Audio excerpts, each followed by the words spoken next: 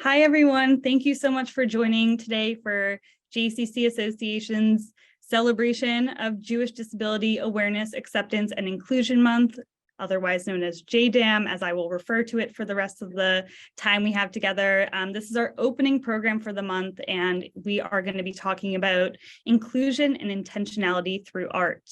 And I first want to start by introducing myself. My name is Sierra Weiss, and I am the Access and Inclusion Specialist for JCC Association. I use she, her pronouns, and I'm a white woman with curly brown hair wearing a gray sweater today, and I'm joining our call from the JCC Association offices location in New York City, which is traditionally known as the Monsey Lenape land. And I'm so glad to be joined today by my colleague, Liv Mendelson, who I will let introduce herself. Hello, everyone. I'm excited to celebrate what I call JDAAIM. We have the Canadian presence, so I've got the French lilt to it. With you all. I'm joining you from Toronto, from here in snowy Toronto, the traditional territory of the Haudenosaunee, the Huron-Wendat, and the Anishinaabe. And I am a consultant with the JCC Association on inclusion, diversity, equity, and accessibility issues. And I'm thrilled for today's program. It's been a long and really fascinating process to get here, and I'm excited for you all to hear more about it. Thank you, Liv. So before we get started with today's program, I just want to take a moment for some housekeeping. So you're aware we've enabled closed captioning for today's call. And if you want to access this feature, please click the three dots at the bottom right corner of your screen. And we will also be recording our call today. So if you have to leave early or you want to rewatch or share with your colleagues, a link will be sent out after this conversation concludes. And with that, I am very excited to turn our attention to today's program, Inclusion and Intentionality Through Art. Today marks the start of Jewish Disability Awareness, Acceptance, and Inclusion Month. During the month of February each year, we are given a charge to bring awareness to and advocate for the inclusion of people with disabilities. And as we all know, this is an important goal that we must take with us each and every day. And during this month, we have the opportunity to reinvigorate that mission. Today's program feels both like a bookend and a new beginning all at once. When Liv and I started in our roles almost a year and a half ago, our very first task was to develop a set of principles to guide the work around disability inclusion for the JCC movement. We wanted to make clear the way in which these principles are rooted in our Jewish values and create a shared language for professionals across North America to utilize. A year ago, in honor of JDAAIM 2022, we shared JCC Association's 8 guiding principles on inclusion and launched an 8-part webinar series in which we delved deeper into each principle in monthly hour-long calls.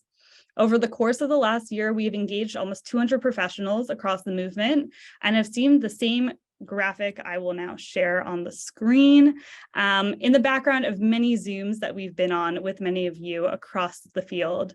It has been incredible to see how these principles have been utilized and internalized already, and we are so excited to share how we will continue to use these principles as the foundation for our work on inclusion moving forward. As we were developing the guiding principles, we were also considering the ways in which we can make them accessible and engaging for our professionals across the field, as well as accessible and engaging for the communities that we serve at large. We decided we wanted to develop a poster series to accompany and represent the 8 guiding principles on inclusion that JCCs could proudly hang in their spaces to showcase their commitment to the important work of inclusion.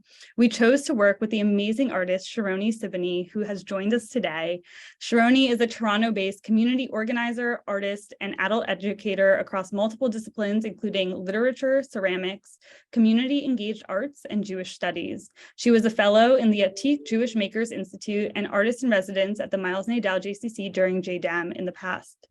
Between her studies of literature and ceramics, she managed the Jewish Life Department at the Miles Nadal JCC. She's now the adult education coordinator at Holy Blossom Temple, facilitator of the Morris Wachowski School's Secular Adult Mitzvah program, and a member of the Jewish Studio Project's Creative Facilitator Training Program. She has lived with fibromyalgia for over 25 years. It has been a unique privilege to work with Sharoni during the past year and observe her process and the intentionality she puts into every detail of the work that she does. I'm so honored to have this opportunity to have Sharoni present JCC Association's 8 Guiding Principles on Inclusion poster series with the field for the very first time today. Sharoni, thank you so much for all that you've done. I'm so excited for everyone to see your beautiful work. The floor is yours. Thank you, Sierra. Thank you, Liv. Hi, everybody. I'm Sharoni Sibony. I am a white passing woman. I always say the whitest descendant of a Moroccan dad. And I am in Toronto, which is Treaty 13 territory of the Mississauga, with the Mississaugas of the Credit and everybody else that Liv mentioned. And I'm really honored to have been involved in this project, and really I just want to start by expressing some gratitude to Sierra and Liv, because it was such a, I think for me, what happened in this last year around this process of making these posters for this project is really exemplary of the kind of accessibility work that we all strive to do in the field. So sometimes we needed more time, sometimes my body needed more time than we thought. And I really appreciated that. And also just the recursive, flexible kind of conversations that I had, the input that you shared with me, both Sierra and Liv, the feedback that you gave me about, how you were interpreting images along the way, and how all of that evolved. So I am really, really pleased to be here with all of you today, and to spark some conversation is really my intention. I used to work in the JCC in downtown Toronto, the Miles Nadell JCC, as Sierra mentioned, on the programming side, and I was for a number of years, I was for a number of years the manager of the Jewish Life department there. So I'm coming back into the JCC sphere after having left a full-time job in the JCC and having gone back to school to study craft and design for a while, and then pursued other kinds of work in the last few years. I'm coming back into it in a different way, as a kind of, I like to think of this as like an artist educator role, not just an artist role. So hopefully, like I say, we can actually have some conversation around the material that I've put together for this. So let me start by sharing the first slide. Oops. That would be in this screen, just a second. All right. Can I get a nod or, yeah, okay, great, thanks, good. So, so what we have here is the cumulative poster, the image that represents all the other images. So I'm going to explain each one in turn as we go through, but I created one image. So we'll see the 8 different images for each of the 8 guiding principles of the JCCA. And then this is the 9th image, which is a cumulative view. I like to think of it as a rose window, a sort of stained glass rose window, as if it were in a synagogue or a church or something like that, right? And it uses excerpts from each of the other images. So I'll kind of go into those in more detail. But just as a little side note, because I mentioned I am the daughter of a Moroccan, so I just borrowed some of the motifs of Moroccan architecture and synagogue design, and used that as the framing around the petals of the flower. So that was kind of a nod to my dad. Yes. So some of you who have been on webinars with us all year have seen this image, I think. I presented it during the month that we did Kavanah, Act with Intention.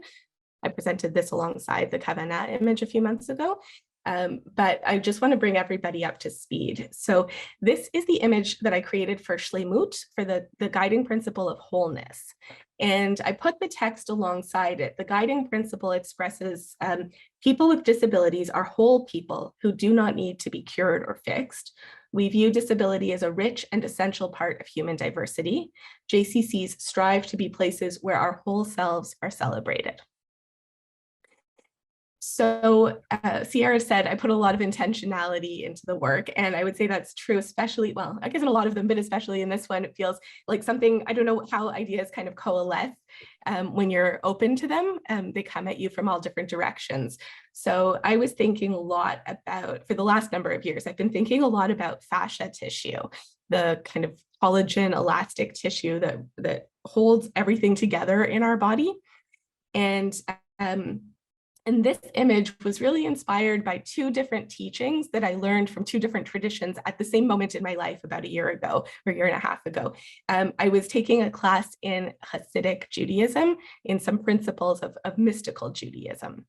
And I also had met, I was teaching a class on community engaged arts, and I had met a really wonderful artist from Northern Ontario, and they are an Indigenous Two-Spirit artist, and we were having conversations about their work and their influences and my work and my influences at the same time as I was taking this class in mystical Judaism. And teachings from both of these places sort of surfaced together and made something coalesce for me that felt really important and that made its way into this image in particular. So this is an image of a person lifting their arms up to the sun.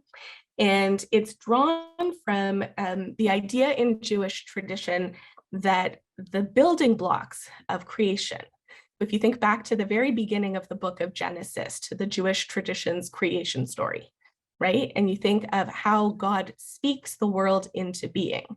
The Jewish tradition has often interpreted this to mean that the Hebrew letters themselves, the Hebrew alphabet, are the building blocks of creation. And within the mystical tradition, there was a rabbi who specifically said that the human being is letters from head to heels. And at the same time, Zhang Wei, this Indigenous artist friend of mine, had been telling me about had been using medicine cards and had been pulling out different medicine cards in our process together, and had pulled out this one about spider one day and was using it for inspiration and read to me what the teaching about spider was. And the teaching about spider was that spider wove the web that brought humans the first picture of the alphabet. The letters were part of the angles of her web. And so these two teachings kind of dovetailed for me as I had been thinking about fascia tissue and how do we kind of internalize this idea that we're composed of all the infinitude of creative possibilities within our own bodies.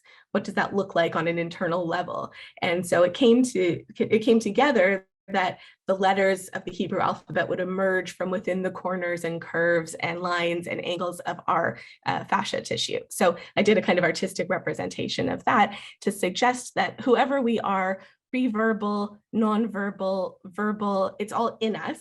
And we have within us all the combinations possible to be whole, to be creative, and that'll carry us into the second principle, which is, what does it mean to have inherent worth? There's another way I was thinking about it, that the second principle that we'll look at in a moment is, in Hebrew, it's called B'Tselem Elohim. And typically that gets translated into English as that we are made in God's image. In the tradition of Torah, that has typically been translated in that way. And what does it mean to be made in God's image? And I like to think of it as we're created to be creative. And we have within us all kinds of creative problem-solving aptitudes, and that'll manifest in all kinds of different ways. So for me, it was important in this image to acknowledge some hint of visible disability, and that's what the wheelchair is doing there. Also on the wheelchair arm, I don't know if you can see this as clearly in the picture, but there are little white dots here that spell out the word wholeness in Braille. I was just trying to work that in different places and kind of weave in these little other acknowledgements of other languages that we use in the disability sphere. So I think for me, the language that you can see, some of the letters of the Hebrew alphabet kind of emerge here on her arms in particular, and sometimes in her hair, if you can read my script, my cursive Hebrew script sometimes. So throughout her body, there are these signs of possibility bubbling up. And then the other thing that I thought was, and I was going to say about the wheelchair that it was important to me that it not be the center of the piece, right? That we acknowledge that she has a visible disability, but that isn't the point of this. She is, she's emerging out of the chair in a way with this kind of energy. So I was hoping that would come across. Also, I wanted to say something about the holy, holy, holy, because when they gave me the guiding principle of shlemut, of wholeness, in my head, I immediately heard something that is often repeated in synagogue life, which is kadosh, kadosh, kadosh, right? Which is in English should be holy, spelled Holy, 3 times over, holy, holy, holy. If you know Nina Simone or church music, you'll know it from that too, right? Holy, holy. But they play around with this. And I liked the idea of a homophonic mistranslation, the idea that we are, all of us, full of holes and holy, holy at the same time, right? We are totally holy. So I think for me, I had taken this amazing disability justice poetry class a couple of years ago out of Chicago online. And I had learned from these people, I can drop the link in the chat afterwards, from these 2 wonderful teachers about the really how to center homophonic mistranslation as a generative anti-ableist act. So what do I mean by that, right? So the idea that it's putting mishearing not as an accident, but it's putting it deliberately at the center as a possible way of creating new possibilities in the world, new meaning and new insights. And I really appreciated that. And I liked that in the rabbinic tradition, the rabbis would have played with Hebrew words that sounded alike too, and would have found a kind of new meanings out of them. And I liked that I could do that with that phrase in English and evoke the feeling of wholeness. So that's where I got to with this image. And I can't necessarily see the chat yet, but thank you for writing things in. So maybe I'll come back to the chat at the end. Okay, so now I just wanted to show you some of the inspirational images. Sierra and Liv asked me to share a little bit about my process as I went. So I did share a little bit about the source material and the different, I would say overall, I'm a thinky person. And my background was actually in literary study for most of my life. And that was my academic training into grad school. And I tend to come at things through words. So playing around with the playfulness of holy, holy, holy, for example, or the building blocks of language, like that's a space that my brain easily goes to and finds a way to put that into visual terms now as I'm developing more of an art practice in painting. So these are images of fascia tissue, just if you don't know what fascia can look like under a microscope or under a camera lens. So I just went to, I had a very large file of materials that I pulled together from all kinds of sources on the internet, pictures that I was taking as I walked through the world in the last year, different sources of inspiration, so, and visual cues. And then my mom had also, around the same time I was working on the Shlemut image, my mom had sent me this thing where somebody had taken all the Hebrew letters out of, found them in a Star of David and had done them in a stylized way. And I was like, okay, that works. That helps clarify what I was thinking about already, right? So I find that, when you start asking a question in life, the answers come to you from all kinds of places, and that's really helpful. So this is the image I created for the second guiding principle for inherent worth, for what we call B'Tselem Elohim, or Elohim. This one was a super duper challenge, as you can imagine, because it's such an abstract idea, right? And how do you illustrate something from a Jewish perspective and from a disability justice perspective that speaks to the inherent worth of each and every one of us? And I played around with this a lot. And this is, I will say, a highly edited down version of the image that I was anticipating producing. So we went through many iterations of this. In terms of process discussion, Liv is smiling, I can see on screen, and remembering how many different iterations of this we went through before we kind of simplified it to be like this. So for me, this is a stained glass lamp shaped as an anatomical heart to suggest that, radiating light outward in a kind of rainbow of light. And I was really thinking a lot about synagogue life, again, drawing ritual objects from synagogue life.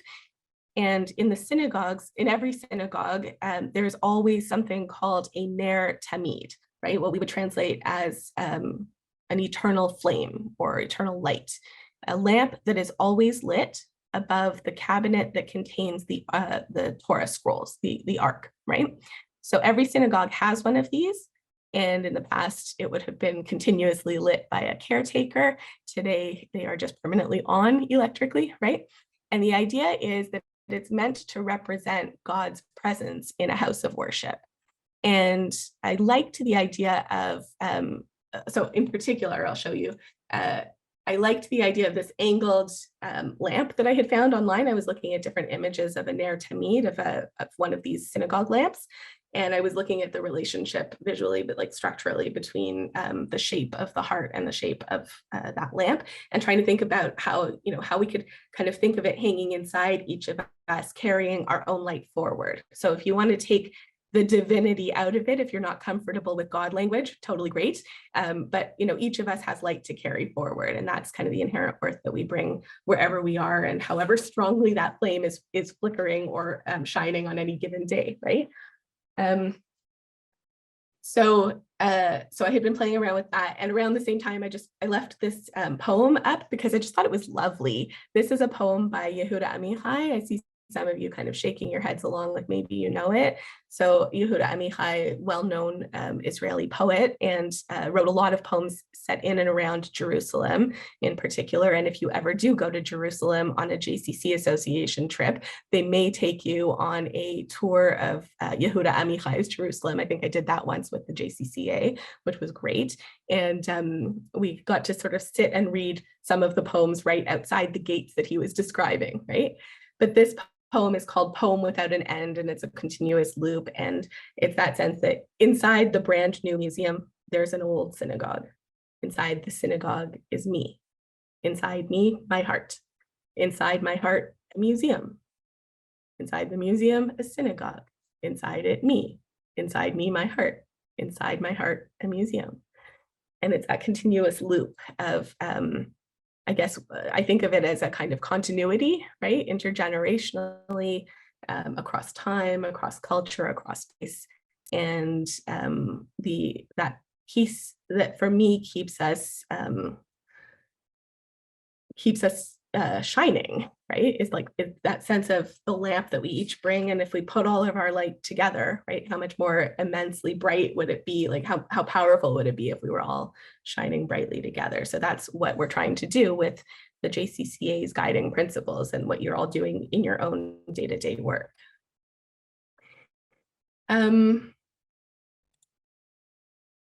Okay, so this one also, this one is Arevut. This is the image I made for the value or the principle of interdependence. So the text that they gave me here was, no one is entirely independent. Every person is dependent on others in one way or another. Each person functions differently depending on context and environment, and JCCs strive to be communities that acknowledge and celebrate our interdependence. So I've been thinking a lot about what community looks like when we understand on a really deep level that our well-being is bound to the well-being of every other person and every other non-human too. So this poster features 6 hands of different ages collaborating to weave together a netting. And the netting itself is, I hope, shaped like a small safety net, like it was meant to kind of catch us if we fall, right? And that's what I was thinking about, the social fabric that we talk about in life, right, in our culture more widely, and thinking about, how do we create it together? How do we weave it together with everybody's contribution, everybody's participation in different ways? So in the background, I just started with the motif of that fascia tissue that you saw in the wholeness painting, which will resurface again in other places because I liked it and it was really fun to do, actually. It was like pretty labor intensive, but it was just a really pleasing process for some reason. And I think so much of these things has to be about the process being pleasing for me too. That's a big part of how I work. So So I was thinking about all of these different pieces of tapestry, and I want to share with you another slide I did.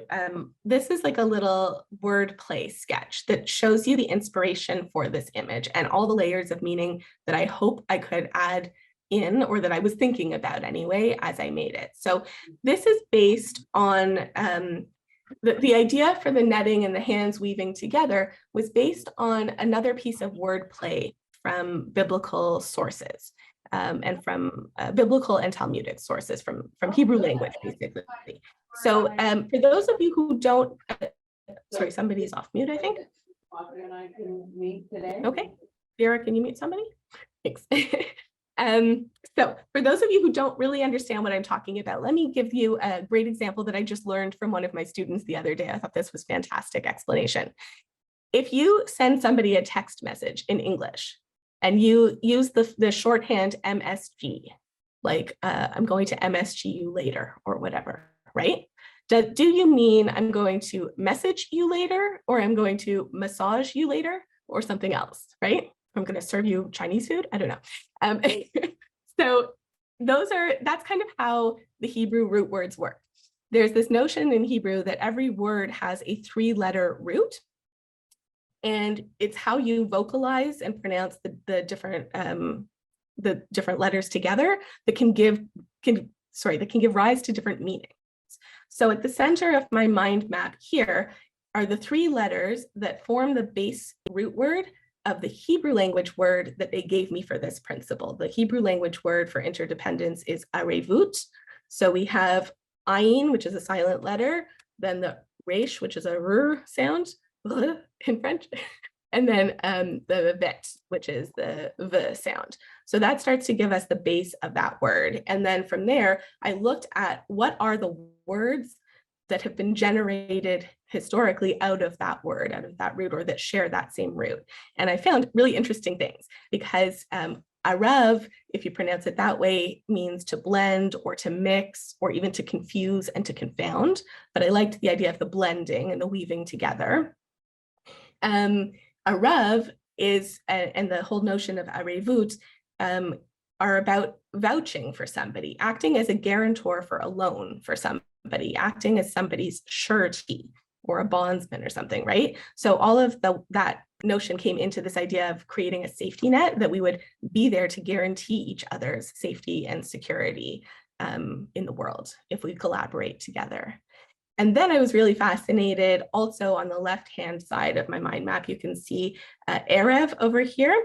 So one of the pronunciations, one of the variations would give us the word for woof or weft in a weaving. So I started playing around with this idea of like threads and cat's cradle and different string games that you can bring together there, right? And I can't get rid of that thing, sorry.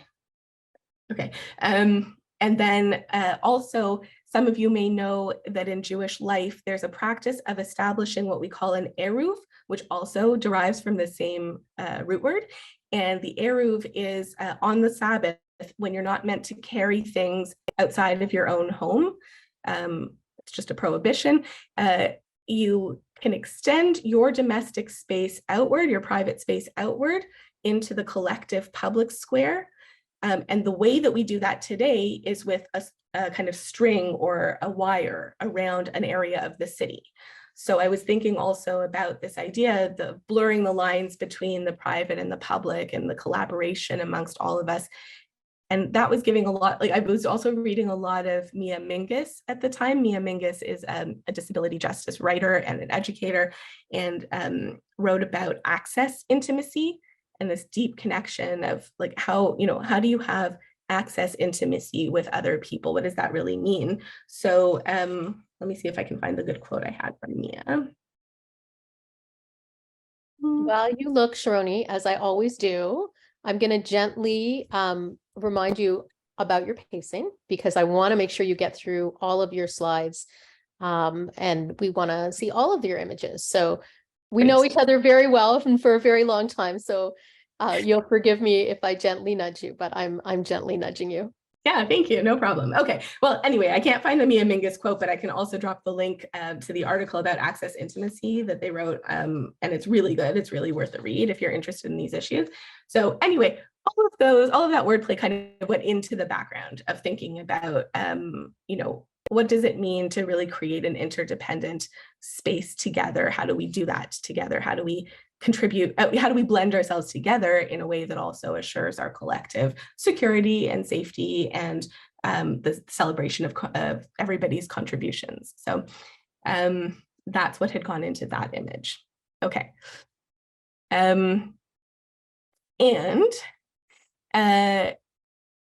Next, this one is negeshoot. So this one is the value of accessibility.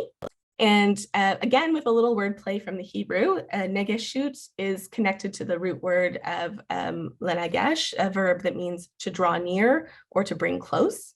So I really wanted something where you would have this boy or young man kind of welcoming you, reaching out across the barrier of the page and trying to reach out to you to draw you in and bring you close and show you that the place is accessible to you. So he's kind of like hovering in, emerging out of a dreamscape of different images and scenes, vignettes from a JCC. And in the top, you have a kind of ECE environment where the teacher is teaching ASL. And in the top right-hand corner, you have people doing chair yoga. And in the bottom right-hand corner, you have somebody with low vision or who may be blind giving a talk, and there's sort of a film reel behind the person to suggest that really was to suggest the Real Abilities film festivals that a lot of you host. So I was kind of doing a nod to that and thinking about the audio description and the closed captioning that a lot of JCCs try to offer with lectures and programs now.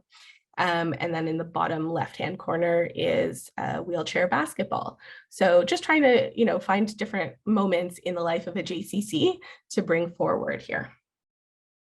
And that was funnily, weirdly enough, inspired by this image, which I just thought would be fun for you to see. This is an old Yiddish secular magazine cover from 1946. And when I saw this picture and I was like, oh, okay, I really want like something like that, but a boy reaching out. That's where the original idea came from. So random sources of inspiration. Okay, this one is LP Darko. This is inclusive education. And this is a really complicated image. In fact, if you can zoom in on it when you get it, and like when you get the slide later and look through it more carefully, you'll see that within this context, the idea here is to teach each child according to the way that they need to learn, right? That's how we're interpreting the phrase. And so here, planting all of these different seeds of knowledge, and the brain is just like blossoming in all kinds of ways. You've got sports over here and like dexterity and physical learning. You've got a book to suggest linguistic learning and a calculator over here, a microscope, a globe, a shofar, music, painting, a telescope. I threw in a matzah and a challah because those are really symbolic foods that we use as teaching tools too in Jewish culture. Some building blocks for your ECE, learning a few hidden neurons here and there just to get all of that, like, oh, it's firing up. And then over here, just by the front, like kind of near where the eye would be, is a Torah scroll with a little pot of honey, because some of you may know that there's this lovely tradition of when boys in particular, when students start learning Torah at like in religious school, often there was a tradition of putting a bit of honey on their tongue so that the words of Torah should always be sweet in their mouth. So I just wanted to throw that in there as a little nod to that custom or to that teaching. So so there are a lot of different ways that we learn, and a lot of different ways that our brains get sparked and that we grow and that we blossom. And so I wanted to try to weave in as many of them as I could into that garden. Okay, I covered this one a few months ago in a lot of detail, but if you weren't here for that presentation, the short version is this is the poster for Kavanah, Act with Intention. And the idea behind it is that, that principle of nothing about us without us, that disabled folks should be involved in every stage of the planning and programming and execution of everything that we do in a JCC, and contributing in every stage of the process. And so I took the JCC Association's inclusion statement and I made it look kind of like an old piece of parchment or something. And then I created a bunch of different yads. These are typically Torah pointers in a synagogue. So these are little arms with a little, usually made of wood or metal and decorated with filigree, or like silver filigree or carving or something like that. Like they're little arms with a little finger pointer at the end of them. And they allow you to kind of keep your place in a Torah scroll if you're the reader in a synagogue without having to touch the Torah scroll yourself. Right? So it keeps a little bit of distance, but it allows you to keep your place. So I liked this idea of that object signifying two things for me. One is whose arms show up, right? So how do we visualize different ways of embodied experience in our spiritual lives and the connection between embodiment and spirituality in the first place? So I have a bunch of different arms that represent different kinds of conditions or embodied experiences. And then the other piece is that they should be pointing toward, engaging with, guiding us into the inclusion statement. And that for me is the nothing about us without us piece. Like we're all contributing.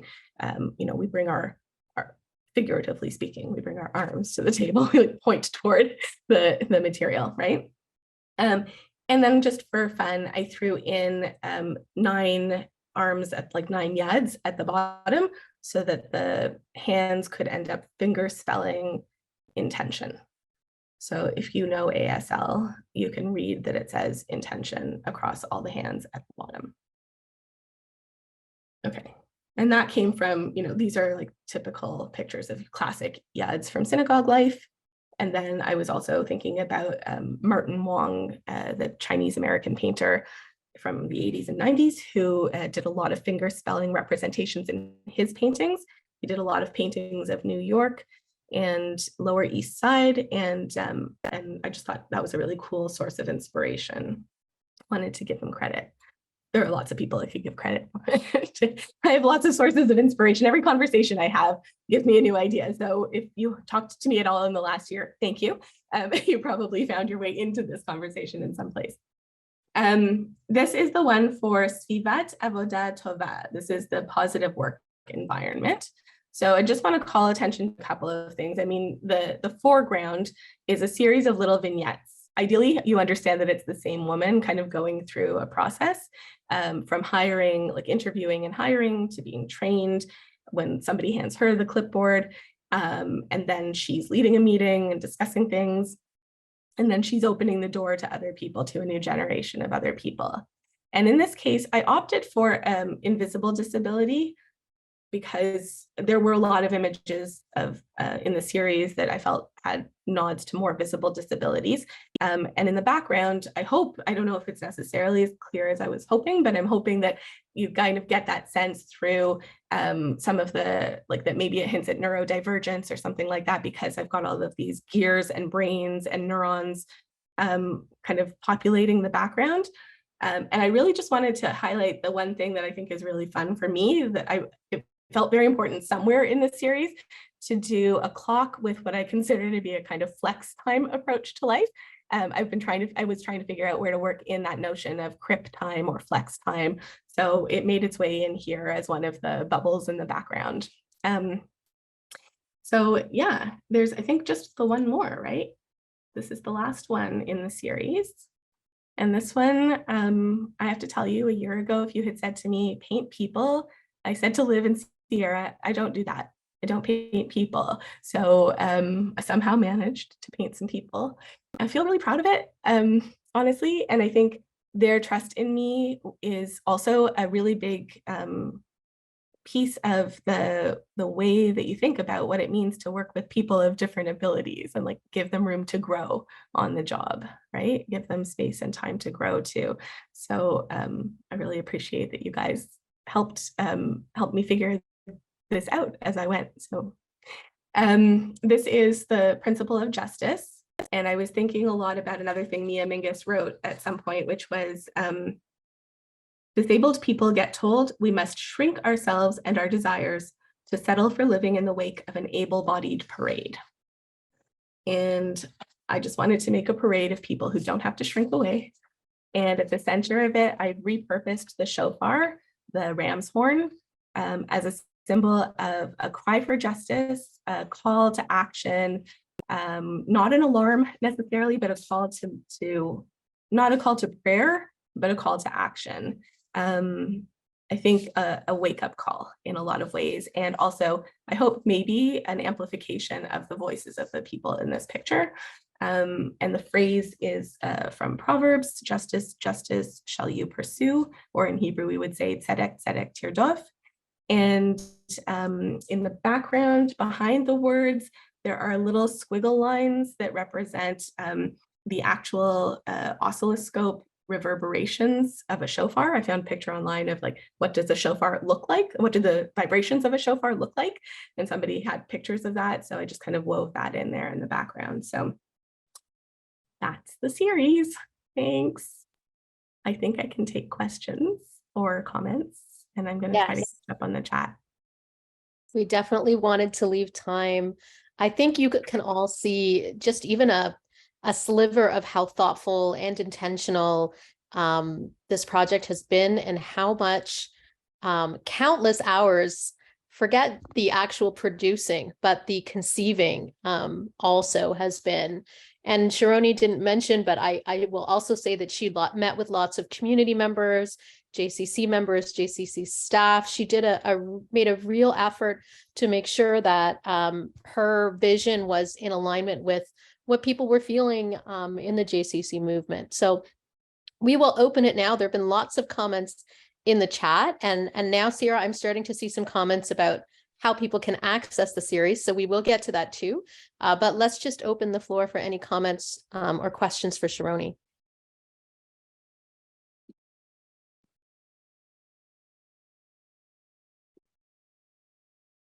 I'm struggling to see you all on one screen. Hang on. Sharoni, also, while we're waiting for questions, I suggest that you scroll through the chat that was blowing up while you were presenting, because there were so many beautiful responses to your work that I want to make sure that you see.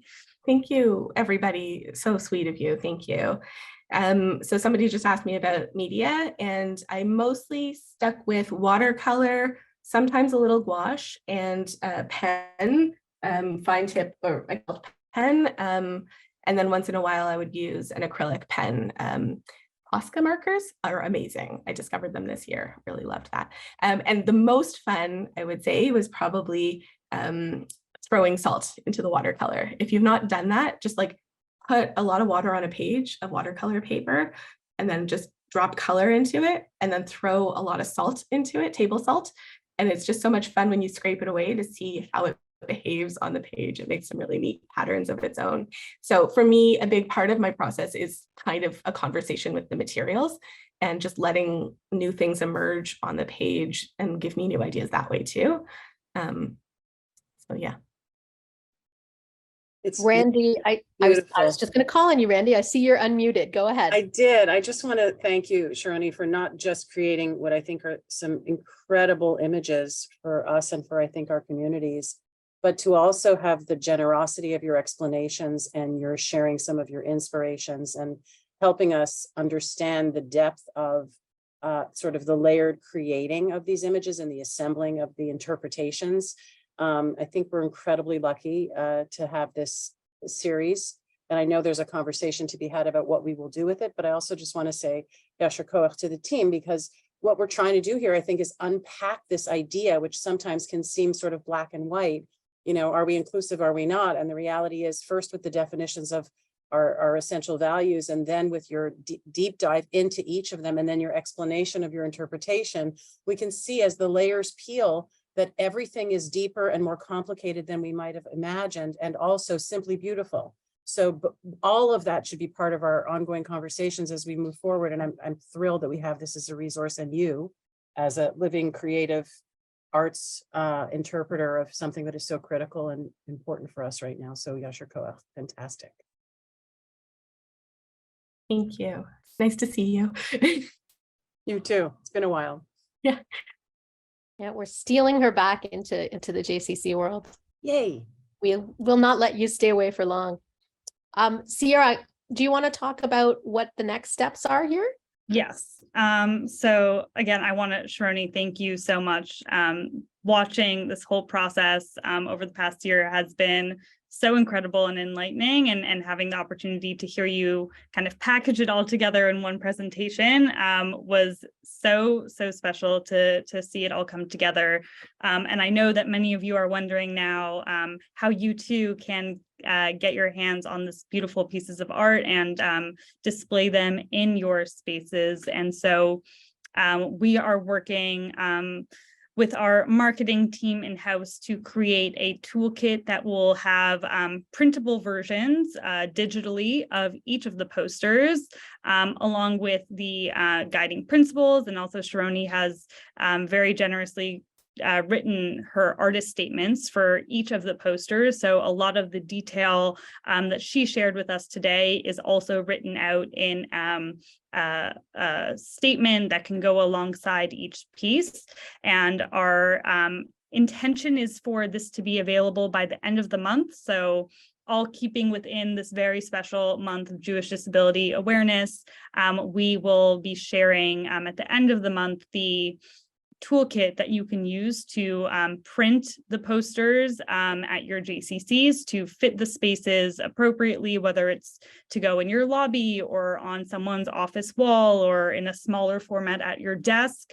The files will be ready to be printed in all of those capacities. And then as we continue in this year, we will be sharing additional tools and resources to accompany the poster series, including conversations that can be inspired by the questions, a smaller version that can be hung on someone's desk that they can always have their attention to as they're doing their work.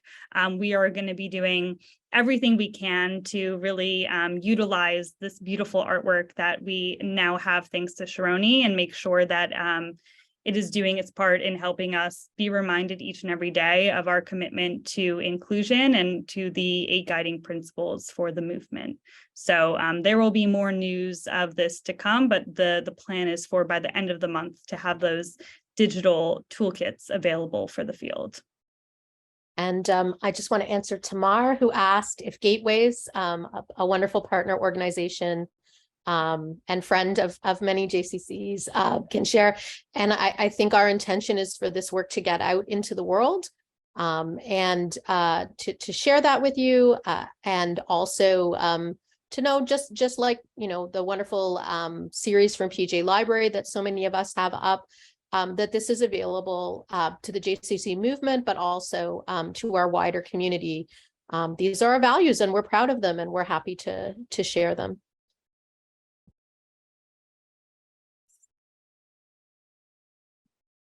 Okay, any other logistical questions?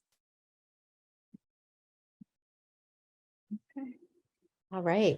So I'm going to, Sharoni, remove your spotlight, though you're more than welcome to share anything else that you would like, and share with you all just one more piece of programming for the month that we want to make sure you're all aware of.